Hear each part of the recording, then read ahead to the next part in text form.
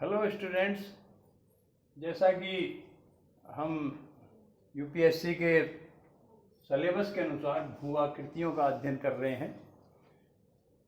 अब से पहले हमने भूमि के अधोभौमिक शक्तियाँ और बाह्य धरातलीय शक्तियों के विषय में आपको कुछ समझाया था।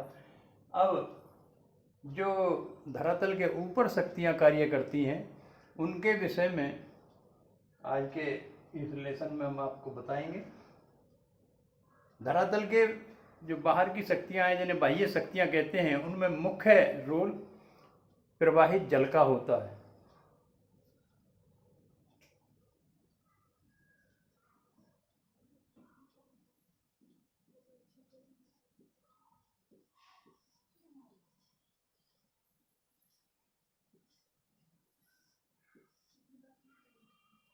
ये प्रवाहित जल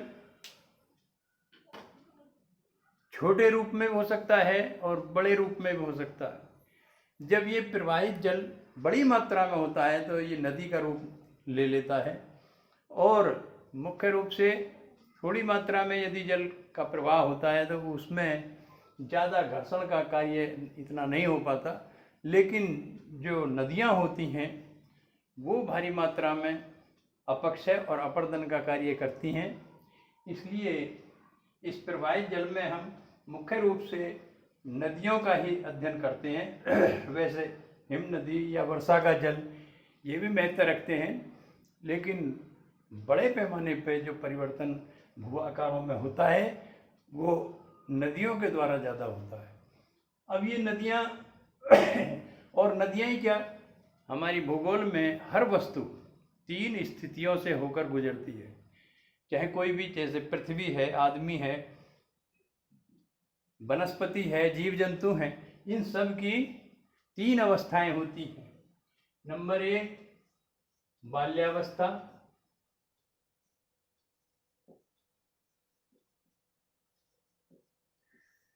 नंबर 2 युवावस्था, और नंबर 3 वृद्धावस्था।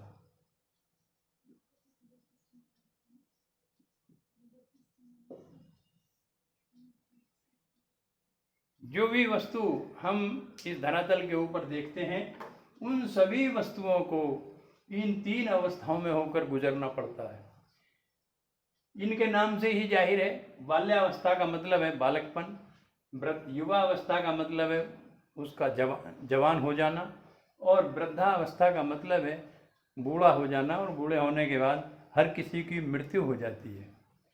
तो इन 3 अवस्थाओं के अनुसार ही नदी भी अपने कार्य, ये जो प्रवाहित जल है ये भी 3 अवस्थाओं के अनुसार कार्य करता है।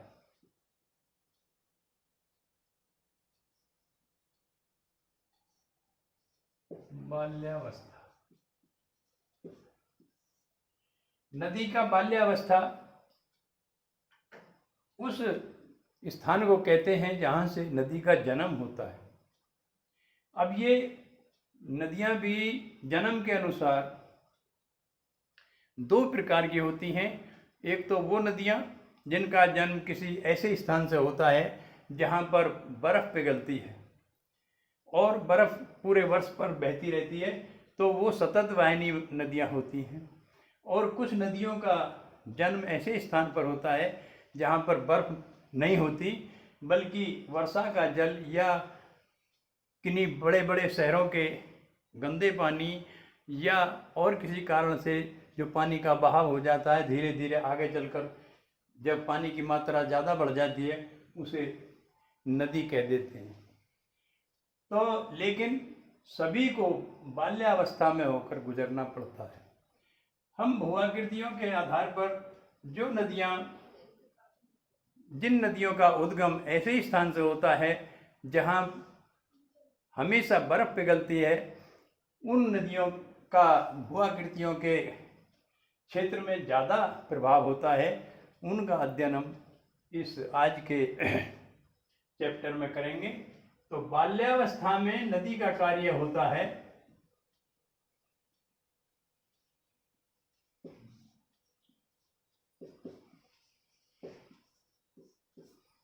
केवल कटाव करना।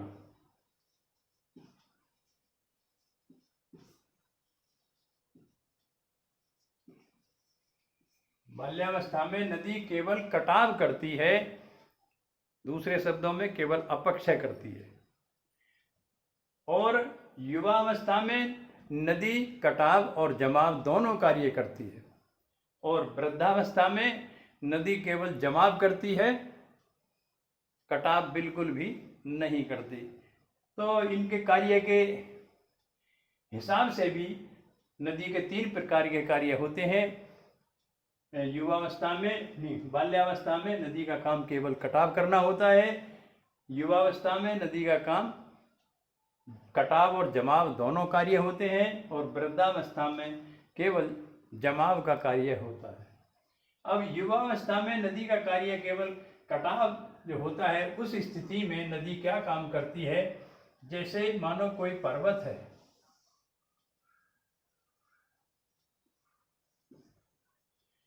इस पर्वत से इसकी चोटी पर बर्फ है। जब तापमान बढ़ता है तो बर्फ पिघलकर उसका पानी बनके नीचे की तरफ चलता है। तो पर्वत के शिखर से जब बर्फ पिघल कर चलता है तो पर्वत के चारों तरफ किधर को भी जिधर पानी को नीचा स्थान मिलता है उधर को चल देता है। और इस स्थिति में बर्फ की बहुत सारी छोटी छोटी धाराएं, उपधाराएं इस तरह से बन जाती हैं और आगे चलकर यहाँ पर नदी का रूप बन जाता है। ये जो छोटी छोटी उपधाराएं होती हैं, ये एक वृक्ष जैसा आकार ले लेती हैं। तो ये वृक्षनुमा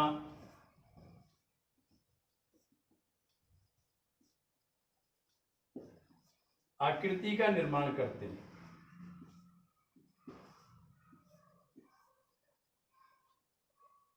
बाल्यावस्था में अनेक छोटी छोटी, अनगिनत छोटी छोटी बहुत सारी नदियाँ आगे चलकर धीरे धीरे धीरे धीरे एक जगह जब हो जाती हैं, वहाँ पर नदी का रूप बन जाता है। तो इससे ये वृक्षनुमा आकृति का निर्माण हो जाता है। इसी बाल्यावस्था में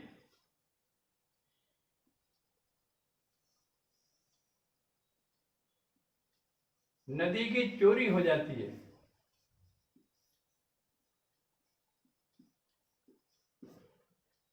ये जो भारत में यमुना नदी है,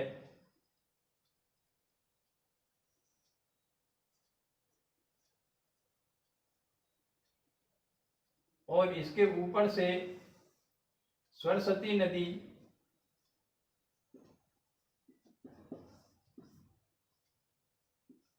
कभी बहुत पहले निकलती थी। यमुना नदी ने अपने शीर्ष की तरफ कटाव करते करते करते करते सरस्वती नदी तक पहुंच गई और सरस्वती नदी का पानी आगे चलने की बजाय और फिर यमुना नदी में जाना शुरू हो गया और सरस्वती नदी की जो घाटी थी आगे चलकर वो समाप्त जैसी हो गई। और आज ये कहा जाता है कि सरस्वती नदी भूमिगत धीरे धीरे धीरे धीरे भूमिगत चलती है। इलाहाबाद में ये माना जाता है कि वहाँ पर 3 नदियों का संगम है, गंगा, यमुना और सरस्वती। लेकिन सरस्वती ऊपर की दिखाई नहीं देती। विद्वानों का मानना है कि सरस्वती का बाल्यावस्था में ही यमुना नदी ने इसका हरण कर लिया, इसकी चोरी कर ली। तीसरी आकृति बनती है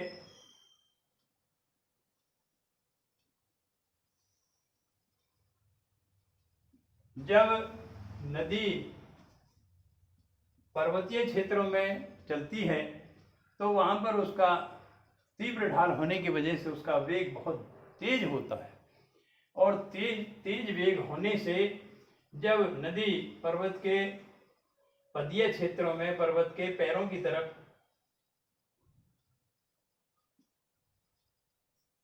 पदीय भाग में पहुंचती है तो नदी का पानी पर्वत के समीप वाला जो भूभाग होता है उस भूभाग पर बहुत तीव्र गति से धरातल के ऊपर गिरता है। और यही प्रक्रिया चलते चलते हजारों लाखों वर्षों में यहाँ के भूभाग को में बहुत बड़ा गड्ढा कर देती है, जिसे कहते हैं गर्त।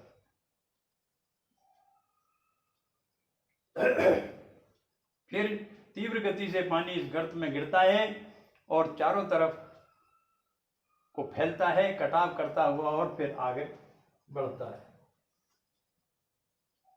फिर ये जो ऊंचे क्षेत्र हैं, ऊंचे क्षेत्रों से, पर्वतीय क्षेत्रों से इसके पर्वत के टुकड़े टूट टूट कर या नदी द्वारा खरोंच कर अपने साथ लाए जाते हैं और वो इस गर्त में या इकट्ठे हो जाते हैं। और धीरे धीरे ये जो बर्फ के टुकड़े, पत्थर के कठोर शैलों के टुकड़े पानी के साथ में बहते हैं, तो वो पानी जो उन्हें आगे ढकेलता है, आपस में टकराते हैं, धीरे धीरे उनका आकार गोल हो जाता है और वो सब इस गर्त में जमा हो जाते हैं। कभी कभी ऐसा भी हो जाता है कि यहाँ जमा होते होते होते होते इतने ये पत्थर जमा हो जाते हैं कि नदी यहाँ तो दिखाई देती है, लेकिन यहाँ अंदर भूमिगत हो जाती है, आगे चलकर उसकी धारा फिर दिखाई देती है। कभी कभी इसके ऊपर यहाँ वनस्पति और घास उगाती है, और इसमें यदि हम भूमिगत जल लेने के लिए बोरिंग करते हैं तो यहाँ अपने आप पानी ऊपर आना शुरू हो जाता है, जिससे जिन्हें कहते हैं पाताल तोड़ कुएं।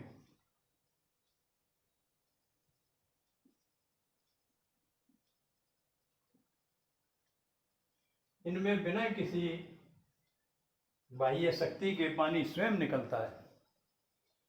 तो ये जो नदी का युवा बाल्यावस्था के कार्य हैं, इसके अलावा जब नदी पर्वतीय क्षेत्रों में चलती है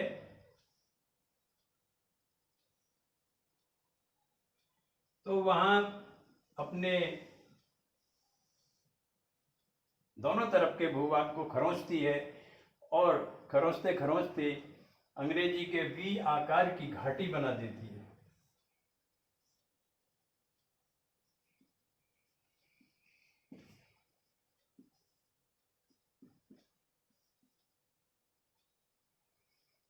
इस तरह से ये बाल्यावस्था में नदी कार्य करती है। यहाँ पर ये जो मैंने आपको बताया था, गर्त में जाकर जब नदी गिरती है, ऐसा भी हो जाता है जब ये गर्त पत्थर वगैरह से भर जाता है, मलबे से भर जाता है, तो नदी की यहाँ पर कई धारा भी हो जाती हैं और आगे चलकर वो फिर एक हो जाती है, नदी आगे बढ़ जाती है। ये मैंने आपको बाल्यावस्था के नदी के कार्य बताए। अब युवावस्था के कार्य सुनिए।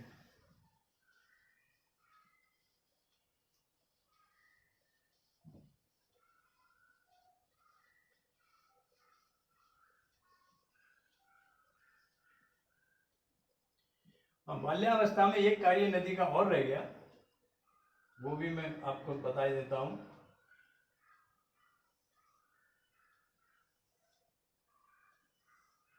धरातल पर इस तरह से शैल होती है, ये मानो कठोर शैल है,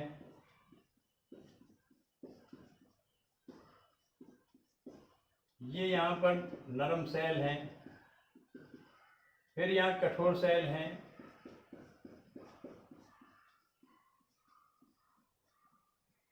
फिर यहाँ पर नरम शैल हैं।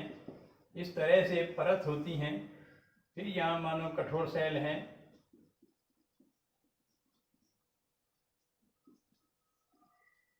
ये धरातल है, और यहाँ से होकर, इस धरातल से होकर कोई नदी जब इस तरह से प्रवाहित होती है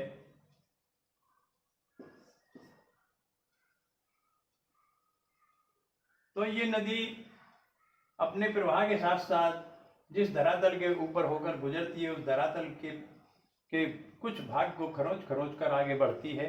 और किसी वजह से, जैसे यहाँ पर इन शैलों की आकृति इस तरह से है, आगे चलकर मानो इस कठोर शैल के सामने या नरम शैल मिल गई,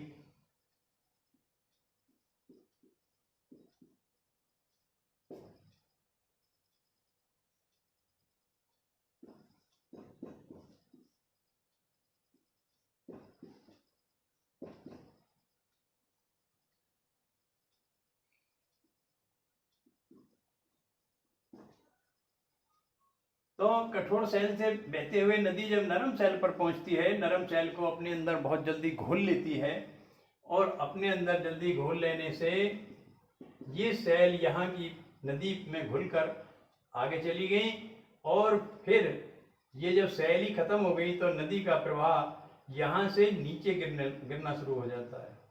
इसके नीचे अपने आप ही नरम सैल है, ये सैल भी खरोंच के समाप्त हो गई, तो नदी यहाँ जो कठोर सैल है इसके ऊपर गिरना शुरू हो जाती है। और जब ऊपर से पानी नीचे गिरता है तो उसका वेग ज़्यादा तेज होता है, यहाँ फिर कठोर सैल को भी बड़े आराम से काट देती है, और फिर नीचे नरम सैल मिल गई, वो फिर आराम से कट गई, उसके नीचे फिर कठोर सैल आई।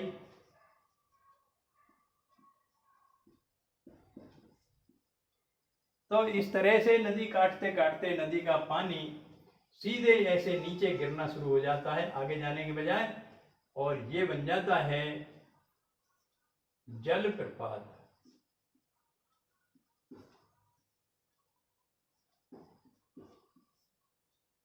ये मुख्य रूप से पर्वतीय क्षेत्रों में बनता है, जहाँ समतल मैदानी क्षेत्र है वहाँ पर जलप्रपात नहीं बनते। जो दक्षिण का पठारी क्षेत्र है वहाँ भी ऐसी स्थिति यदि नदी को मिल जाती है तो वहाँ पर भी जलप्रपात बन जाते हैं। तो ये जलप्रपात सस्ती जल विद्युत बनाने के लिए बड़े उपयोगी होते हैं। इसमें कोई भी खर्चा नहीं आता बांध बनाने का, सीधे यहाँ पर टरबाइन लग जाते हैं, और वो टरबाइन ये जल के नीचे गिरने की वजह से स्वयं चलते रहते हैं और अपने आप विद्युत बनती रहती है। भारत में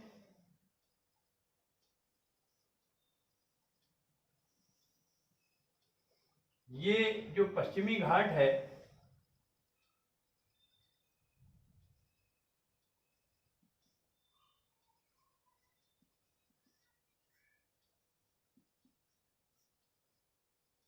यहाँ भारत के पश्चिम में यहाँ पर अरब सागर है,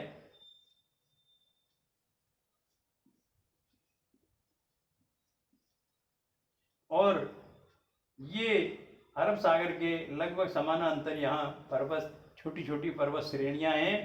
अरब सागर से उठने वाला मानसून इन श्रेणियों से टकराकर यहाँ वर्षा करता है, और यहाँ से छोटी छोटी बहुत सारी नदियाँ वापस उस पानी को लेकर इस समुद्र में गिरती हैं। यहाँ पर छोटे छोटे जलप्रपात जैसे बने हुए हैं। यहाँ के जो कृषक हैं वो अपनी बिजली स्वयं बना लेते हैं, उन पर छोटे छोटे टरबाइन लगाकर। तो बनती तो कम मात्रा में है बिजली, लेकिन वो सस्ती बिजली फ्री में बन जाती है।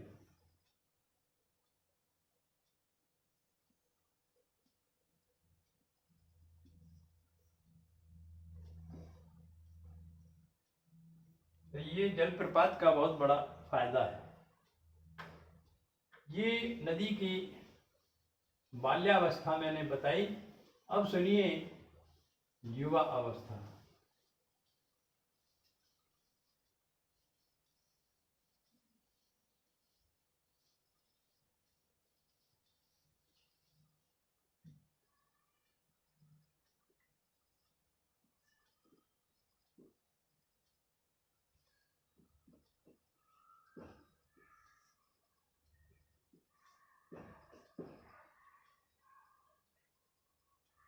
युवा अवस्था में नदी के कार्य दोनों हो जाते हैं, कटाव और जमाव। जब नदी पर्वतीय क्षेत्रों से समतल क्षेत्रों में उतरती है, ये जैसे पर्वत है और फिर ये समतल क्षेत्र है, ऐसे नदी उतरी। नदी तीन अवस्थाओं में होकर गुजरती है। तो पर्वतीय क्षेत्रों में बाल्यावस्था, और मैदानी क्षेत्रों में युवावस्था, और आगे जाकर कहीं ना कहीं समुद्र में गिर जाती है। वहाँ पर इसकी वृद्धावस्था होती है, नदी समाप्त हो जाती है। तो नदी जब पर्वतीय क्षेत्रों से मैदानी क्षेत्र में चलती है तो इसका जो वेग है वो धीमा पड़ जाता है, इतना तीव्र नहीं रहता है जितना पर्वतीय क्षेत्रों में होता है। तो वेग धीमा होने की वजह से जो नदी के कार्य होते हैं, जैसे मानो ये कोई नदी चल रही है,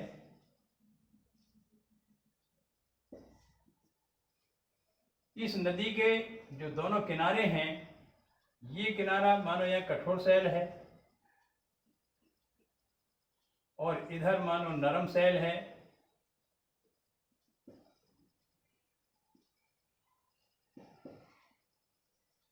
तो नदी नरम शैल को आसानी से काट लेती है, कठोर शैल देर में कटती है।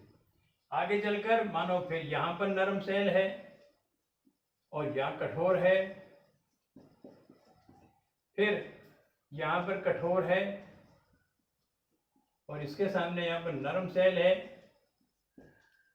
यदि इस तरह की स्थिति नदी के मार्ग में आती है तो फिर नदी का जो रूप है वो सर्प जैसा बन जाता है। नरम शैल की तरफ नदी काट देती है और कठोर शैल की तरफ जमाव कर देती है और नदी का जो रूप है वो इस तरह का हो जाता है।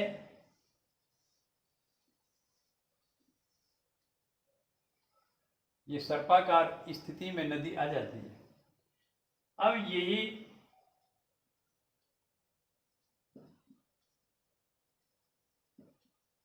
सर्पाकार घाटी बनती है। अब यही सर्पाकार स्थिति में होता यह है कि जब नदी का पानी का वेग ऐसे यहाँ टक्कर मारता है तो यहाँ पर कटाव करता है और यहाँ से जो कटा हुआ मलबा है वो इधर को जमा कर देता है। फिर यहाँ से इधर नदी का मार्ग चला तो यहाँ पर कटाव करता है, यहाँ पर जमाव करता है। फिर नदी इधर चली गई तो यहाँ कटाव करता है और यहाँ जमाव करता है। फिर यहाँ पर कटाव होता है। यही प्रक्रिया आगे तक चलती चली जाती है। अब जब ये प्रक्रिया आगे बढ़ते बढ़ते होता ये है कि इधर को इसने कटाव किया, फिर इधर को इसने कटाव किया, इसका रूप इस तरह से हो गया। मतलब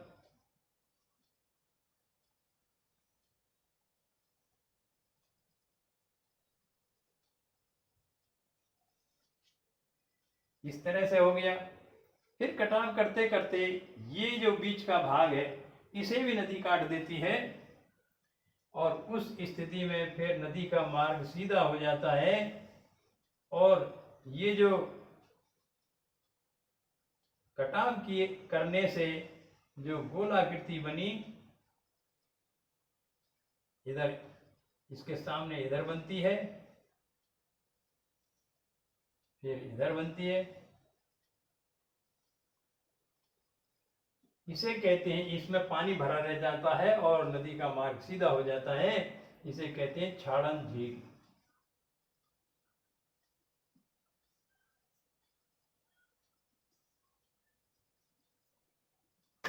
दूसरा इसे गोखरू झील भी कहते हैं, गाय के खुर जैसा इसका रूप हो जाता है।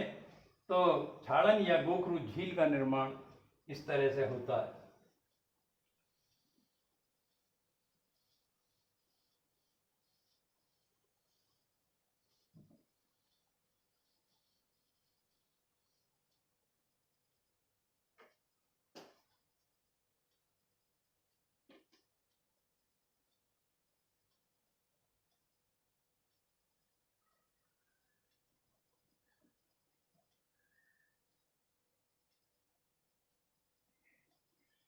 जब नदी मैदानी क्षेत्र में चलती है तो उस स्थिति में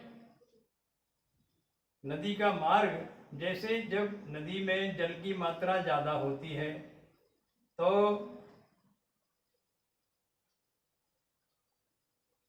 उस स्थिति में नदी ज़्यादा फैलकर चलती है। फिर यदि नदी में पानी की मात्रा कम हो जाती है तो फिर वो कम स्थान लेती है और फिर मानो और कम हो जाती है तो वो और कम भाग में चलती है और इस तरह से सीढ़ी नुमा घाटी का निर्माण हो जाता है। इसे कहते हैं वेदिका।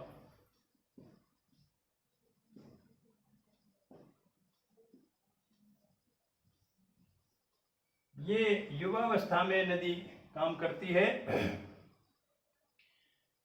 अब इसी स्थिति में जब मैदानी क्षेत्र में नदी चलती है तो सर्पाकार आकृति भी इसी क्षेत्र में लेती है।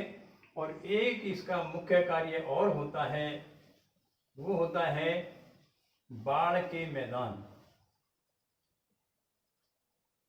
जैसे मानो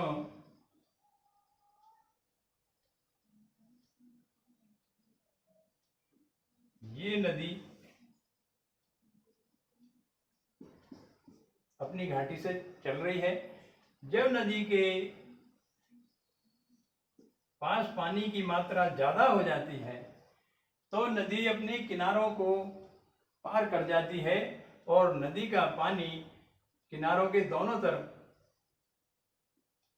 इस तरह से नदी के दोनों तरफ नदी का पानी किनारों को पार करके बाहर निकल जाता है। नदी जब धीरे धीरे उसमें पानी की मात्रा कम होती है और ये जो बाढ़ के मैदान हैं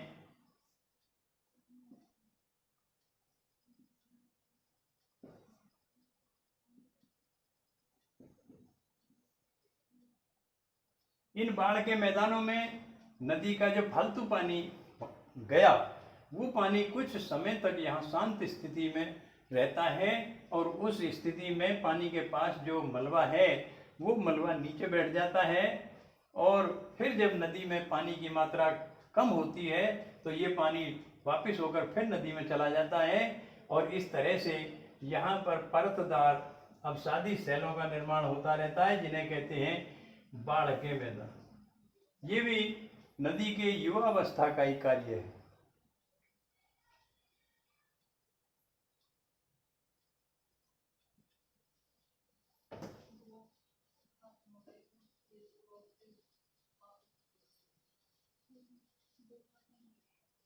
अब सुनिए नदी की वृद्धावस्था।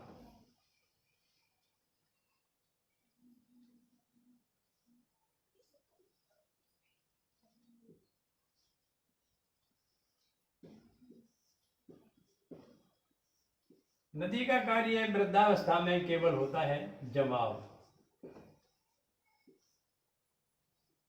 जब नदी मैदानी क्षेत्रों से होती हुई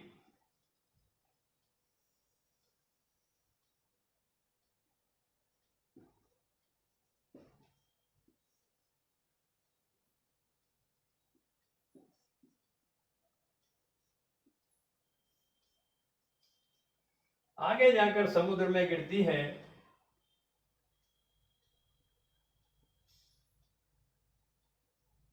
तो अपने पूरे मलबे को वहीं पर छोड़ देती है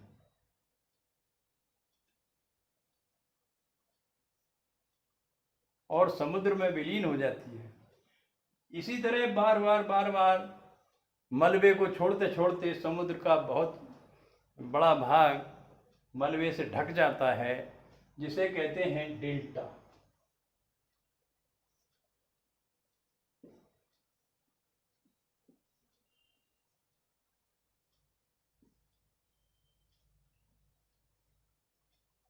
इस तरह डेल्टा का निर्माण होता है। भारत में मुख्य रूप से गंगा नदी ने सुंदरबन नाम के डेल्टा का निर्माण किया है जो संसार का सबसे बड़ा डेल्टा है। अब यहाँ पर एक प्रश्न ये भी आता है कि क्या कारण है सभी नदियाँ डेल्टा नहीं बनाती। उसका कारण ये है कि जिन नदियों के मार्ग में मुलायम सैल नरम सैल नहीं पड़ती वो उन नदी और उनका जो मार्ग है वो कठोर सैलों वाला होता है। यदि नदी कठोर सैलों से होकर गुजरती है तो